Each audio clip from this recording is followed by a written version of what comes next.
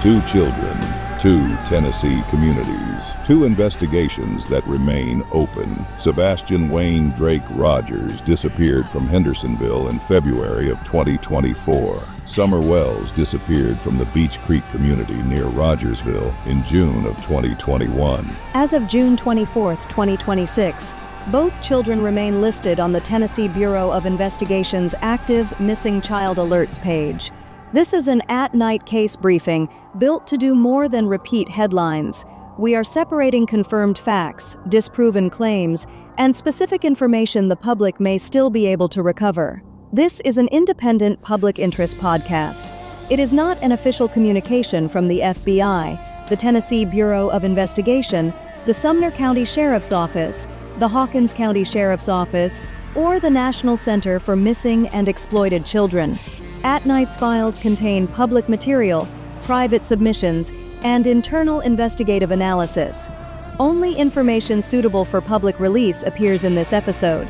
A private allegation is not made reliable by placing it behind a classification label, and an uncharged person is not a suspect because a document calls that person a lead. Do not confront anyone. Do not trespass. Do not follow vehicles. Visit private homes. Pressure relatives. Or publish the identity of a person you think you recognize. If you see either child or believe a child is in immediate danger, call 911. Give the location and direction of travel first. Do not delay the call to live stream, post, or obtain a better picture. These cases are presented together because both remain active missing child investigations in Tennessee, not because public evidence connects them. They have different timelines, different geography, and different unanswered questions. The objective is narrow: recover overlooked evidence, reach witnesses who never understood their importance, and move credible information to investigators before memory and records disappear. We begin with Sebastian Wayne Drake Rogers. Sebastian was born December 7, 2008, and is now 17. The FBI describes him as 5 feet 5 inches tall and approximately 120 pounds, with blonde or brown hair and brown or hazel eyes. He was last seen wearing a black sweatshirt, black sweatpants, and black square-framed glasses. Sebastian has medical conditions, including autism, that may impair his ability to return safely without assistance. The FBI lists February 25, 2024, as his last confirmed sighting date. We begin with Sebastian Wayne Drake Rogers. Sebastian was born December 7, 2008, and is now 17. The FBI describes him as 5 feet 5 inches tall and approximately 120 pounds, with blonde or brown hair and brown or hazel eyes. He was last seen wearing a black sweatshirt, black sweatpants, and black square-framed glasses. Sebastian has medical conditions, including autism, that may impair his ability to return safely without assistance. The FBI lists February 25, 2024, as his last confirmed sighting date. The FBI's public timeline begins with an ordinary Sunday. Sebastian spent the day with his mother. They shopped at a department store, played video games at a bowling alley, ate at a local restaurant, and returned home.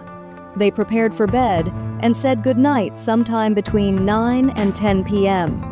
A little before 10, his mother reported hearing a loud bang from Sebastian's room. She called out. Sebastian answered that he was okay. She later spoke by phone with her husband, who was away for work, for nearly 2 hours and went to sleep around midnight. The next morning, Sebastian was not in his room or elsewhere in the house. His mother drove through the neighborhood and to his school, less than a mile away, while her husband contacted emergency dispatch. The FBI says Sebastian did not take clothes, shoes, money, food, or his phone. His phone and cash remained on the dining room table. A small yellow flashlight was the only item publicly described as possibly missing. Those details constrain the story, but they do not solve it. They do not prove that Sebastian planned to leave. They do not prove that another person was involved. They do not identify a destination. A missing object is a fact to verify. It is not a complete theory. The distinction matters because unsupported certainty can bury the one witness who actually knows what happened. The initial search was extensive. the FBI reported that approximately 2,000 searchers operated within a radius of about 4.5 miles from the home. These searchers utilized an application to monitor their movements and document their observations. The combined coverage of the search was equivalent to approximately 44,000 acres. TBI independently reported that over 2,000 miles were searched on foot.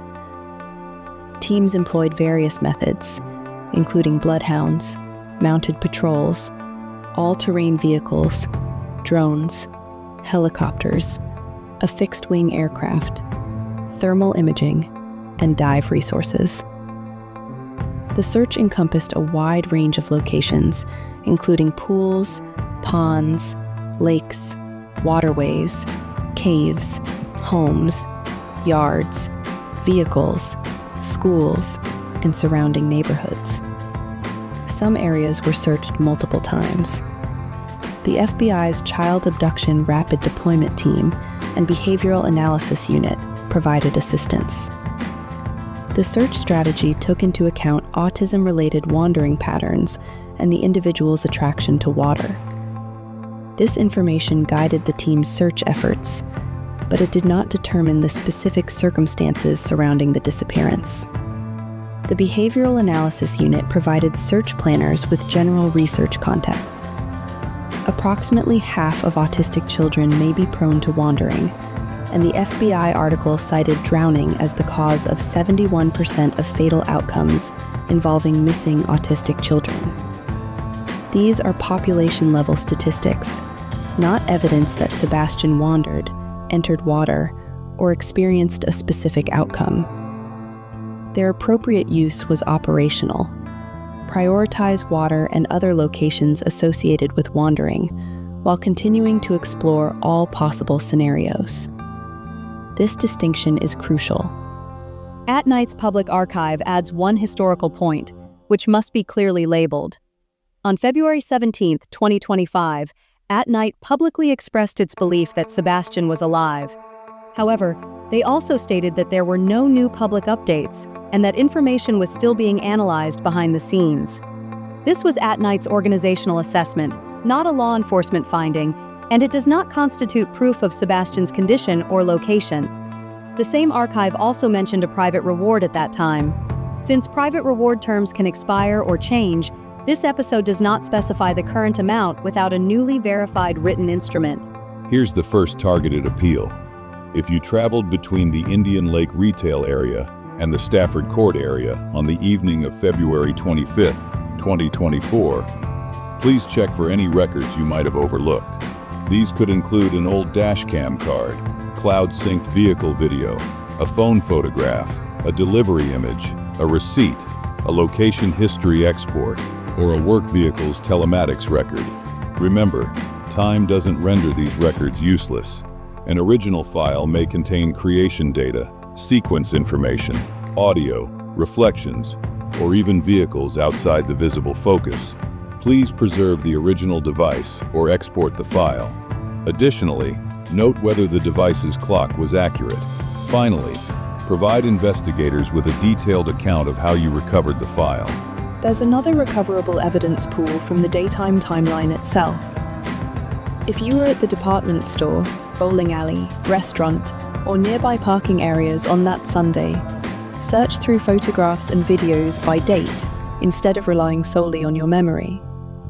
A family photo, a lane-side video, a receipt image, or a dashboard clip might inadvertently capture people, vehicles, and the timing of events around Sebastian without the photographer's knowledge. Businesses should diligently preserve lawful records such as transaction times, lane reservations, staff schedules, incident logs, and any remaining original surveillance exports. Former employees should refrain from taking these records, but they can assist in identifying the appropriate custodian and provide any personal recollections they may have. The second appeal is for people who knew Sebastian, offline or online.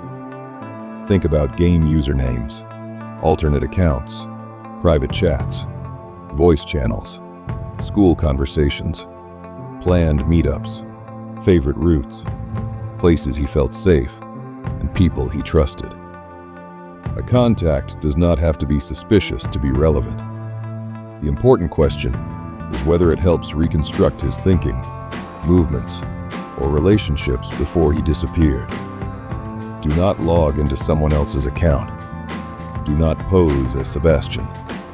Do not message suspected contacts to provoke a reaction. Preserve what you lawfully possess. Record where it came from and send it to investigators. The FBI is offering a reward of up to $50,000 for information leading to Sebastian's whereabouts. To submit information, contact the Sumner County Sheriff's Office at 615-451-3838, the Tennessee Bureau of Investigation at 1-800-TBI-FIND, or email tips to tbi@tbi.tn.gov. You can also submit information at tips.fbi.gov or through a local FBI office. If you have a current sighting, call 911 first. Provide the exact location, time, direction of travel, clothing, companions, and vehicle description. Stay at a safe distance and do not follow or confront Sebastian. Sebastian, if you can hear this, you are not in trouble. You have not been forgotten. Call 911, approach a police officer, firefighter, teacher, doctor, or another safe adult, and say your full name. Summer Moon Utah Wells, a 5-year-old girl, vanished from the Beech Creek community of Hawkins County on June 15, 2021. Her disappearance was reported at approximately 6:30 p.m., prompting the issuance of an Amber Alert within hours. Summer was described as approximately 3 feet tall and weighing 40 pounds. She had blonde hair and blue eyes. Her clothing was believed to consist of gray pants and a pink shirt, and she may have been barefoot. In August 2025, the TBI released a new age progression image created by a forensic artist at the National Center for Missing and Exploited Children. This official image, distinct from social media composites, is the one that the public should share. AtNight's public archive adds one historical point, which must be clearly labeled. On February 17, 2025, AtNight publicly expressed its belief that Sebastian was alive. However, they also stated that there were no new public updates and that information was still being analyzed behind the scenes. This was AtNight's organizational assessment, not a law enforcement finding, and it does not constitute proof of Sebastian's condition or location. The same archive also mentioned a private reward at that time. Since private reward terms can expire or change, this episode does not specify the current amount without a newly verified written instrument. Here's the first targeted appeal. If you traveled between the Indian Lake retail area and the Stafford Court area on the evening of February 25, 2024, please check for any records you might have overlooked. These could include an old dashcam card, cloud-synced vehicle video, a phone photograph, a delivery image, a receipt, a location history export, or a work vehicle's telematics record. Remember, time doesn't render these records useless. An original file may contain creation data, sequence information, audio, reflections, or even vehicles outside the visible focus. Please preserve the original device or export the file. Additionally, note whether the device's clock was accurate. Finally, provide investigators with a detailed account of how you recovered the file. There's another recoverable evidence pool from the daytime timeline itself. If you were at the department store, bowling alley, restaurant, or nearby parking areas on that Sunday, search through photographs and videos by date instead of relying solely on your memory. A family photo, a lane-side video, a receipt image, or a dashboard clip might inadvertently capture people, vehicles, and the timing of events around Sebastian without the photographer's knowledge. Businesses should diligently preserve lawful records such as transaction times, lane reservations, staff schedules, incident logs, and any remaining original surveillance exports. Former employees should refrain from taking these records, but they can assist in identifying the appropriate custodian and provide any personal recollections they may have. The second appeal is for people who knew Sebastian, offline or online. Think about game usernames, alternate accounts, private chats, voice channels, school conversations, planned meetups, favorite routes, places he felt safe, and people he trusted. A contact does not have to be suspicious to be relevant. The important question is whether it helps reconstruct his thinking, movements, or relationships before he disappeared. Do not log into someone else's account. Do not pose as Sebastian. Do not message suspected contacts to provoke a reaction. Preserve what you lawfully possess. Record where it came from, and send it to investigators. The FBI is offering a reward of up to $50,000 for information leading to Sebastian's whereabouts. To submit information, contact the Sumner County Sheriff's Office at 615-451-3838, the Tennessee Bureau of Investigation at 1-800-TBI-FIND, or email tips to tbi@tbi.tn.gov. You can also submit information at tips.fbi.gov or through a local FBI office. If you have a current sighting, call 911 first. Provide the exact location, time, direction of travel, clothing, companions, and vehicle description. Stay at a safe distance and do not follow or confront Sebastian. Sebastian, if you can hear this, you are not in trouble. You have not been forgotten. Call 911, approach a police officer, firefighter, teacher, doctor, or another safe adult, and say your full name.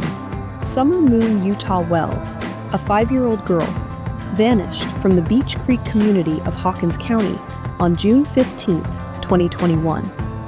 Her disappearance was reported at approximately 6:30 p.m., prompting the issuance of an Amber Alert within hours.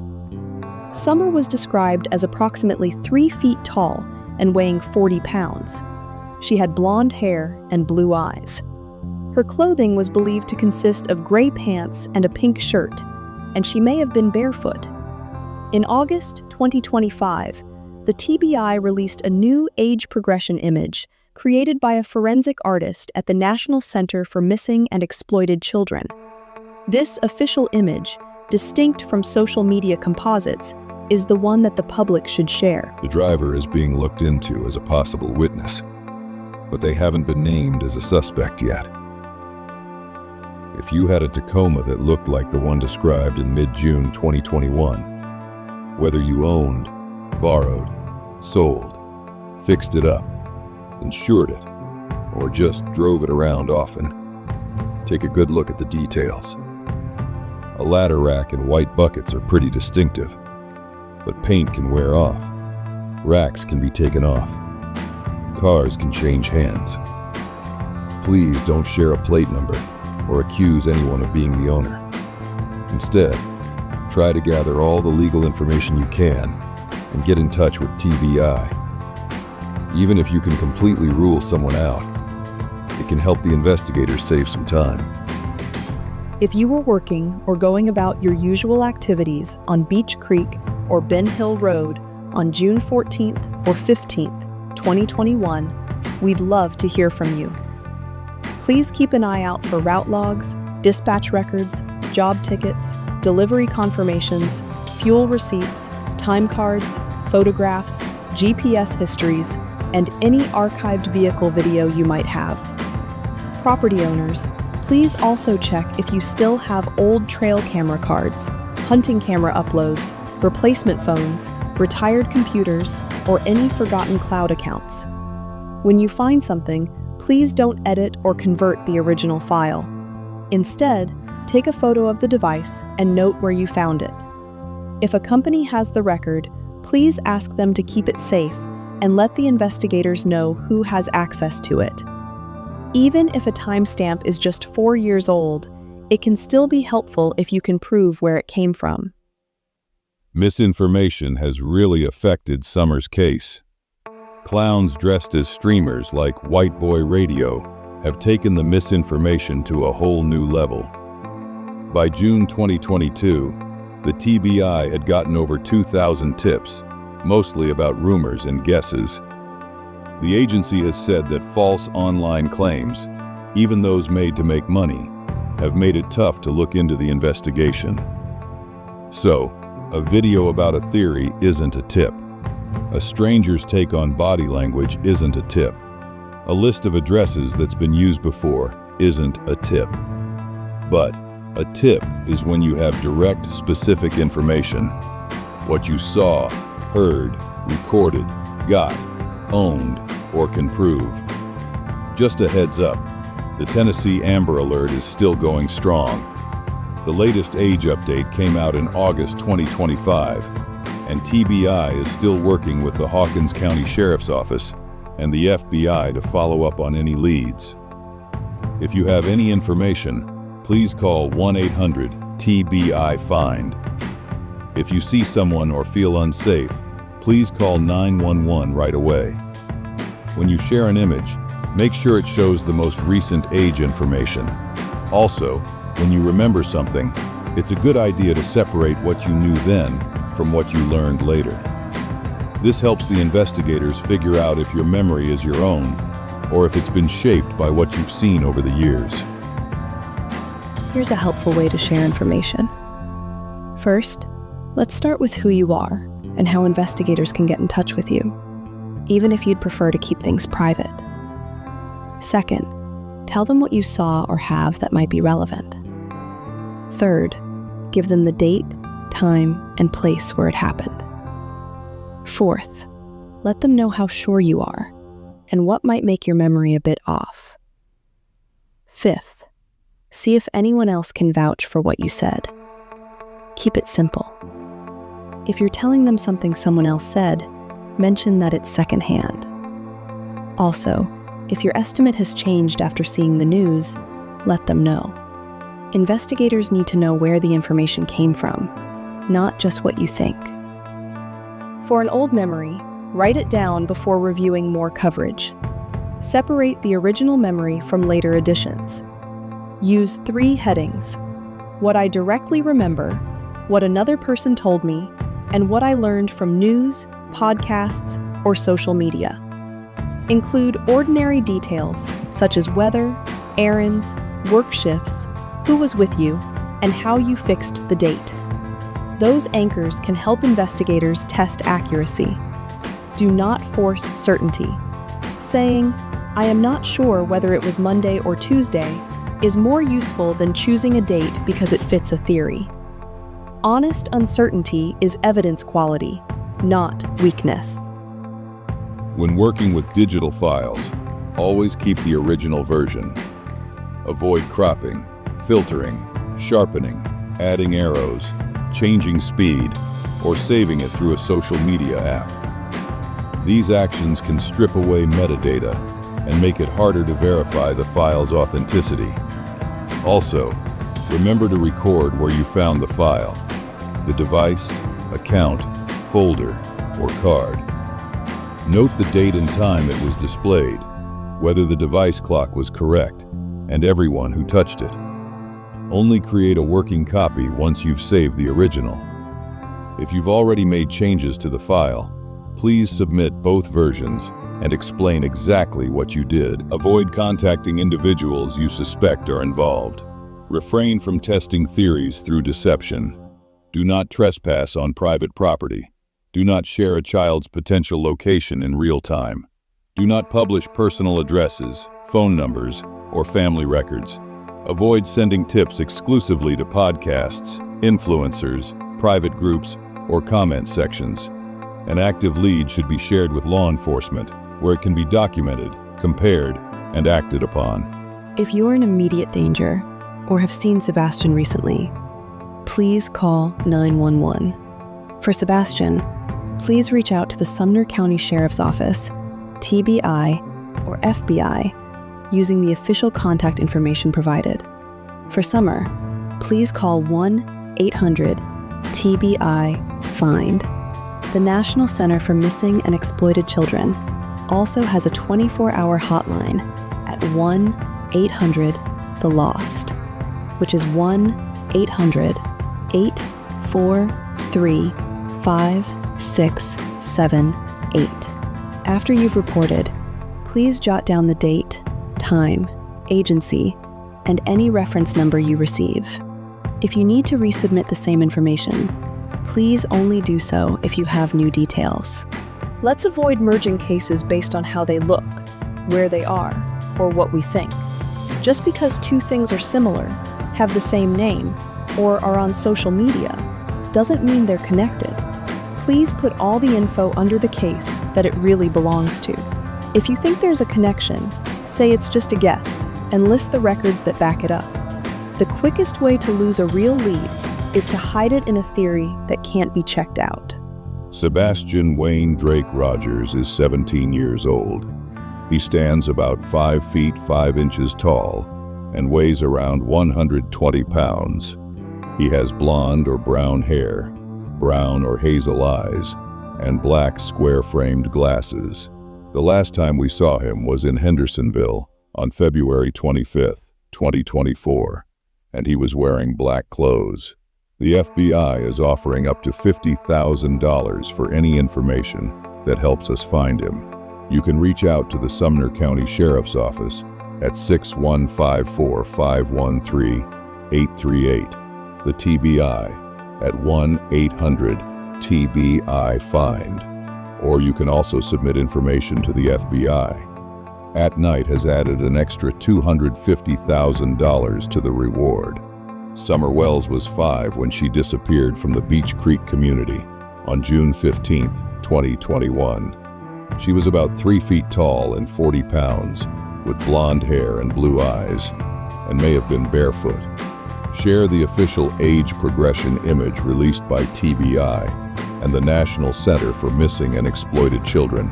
For credible information, call 1-800-TBI-FIND. For a present sighting or immediate danger, call 911. These children don't need more speculation. They need a recoverable file, an honest memory, a witness who finally acknowledges their significance, or someone who decides that silence has persisted too long. Preserve it, report it, and let investigators examine it.